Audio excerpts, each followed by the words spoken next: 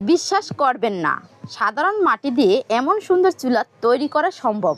নিজের চোখেই দেখুন। তার জন্য মাটির উপরে আমি কতগুলো ইট সাজিয়ে নিচ্ছি। এখানে আমি ইট দিয়ে একটা নকশা তৈরি করে নিলাম। এবার এই ইটের উপরে নরম মাটি দিয়ে লিপে নিতে হবে। প্রতিটি নকশা, প্রতিটি বাঁক আর প্রতিটি স্পর্শে লুকিয়ে আছে ভালোবাসা ও যত্নের গল্প।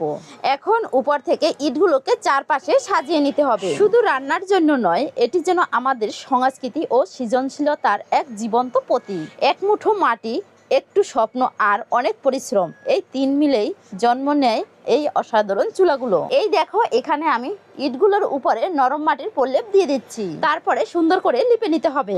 এখন চুলাগুলো তৈরি করার জন্য উপর থেকে একটি স্ট্রাকচার তৈরি করে তার উপরে আমি মাটি দিয়ে দেব। অনেক মাটিকে শুধু মাটি ভাবেন, কিন্তু আমি বিশ্বাস করি শিল্পীর হাতে মাটিও হয়ে উঠতে পারে এক অনন্য সৃষ্টি। সুন্দর করে লেপা হয়ে গেলে উপর থেকে একটি রঙের কৌটো বসিয়ে তার পাশ থেকে উঁচু করে আমি মাটি দিয়ে দেব। এখানে মোট 3টি চুলার উপরে এইভাবে উঁচু করে মাটি দিয়ে দিচ্ছি, আর একটিকে মাটি দেব না। শুধু রান্নার জন্য নয়, এটি আমার সৃজনশীলতার এক নতুন পরিচয়। প্রতিটি নকশা হাতে হাতে গড়েছি, যেন সাধারণ মাটিও পায় এক নতুন সৌন্দর্য।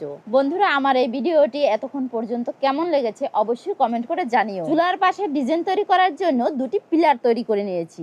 এই পিলারের উপরে আমি ফুলের ডিজাইন তৈরি করব, যাতে এর সৌন্দর্যটা দ্বিগুণ বৃদ্ধি পায়। তোমরা এই ভিডিওটি কোথা থেকে দেখছো অবশ্যই কমেন্ট করে জানিও। দিনের পর দিন পরিশ্রম করে আজ সম্পূর্ণ করলাম এই সুন্দর 4 মুখের চুলা। আপনারা বলুন, মাটির এই রাজকীয় চুলা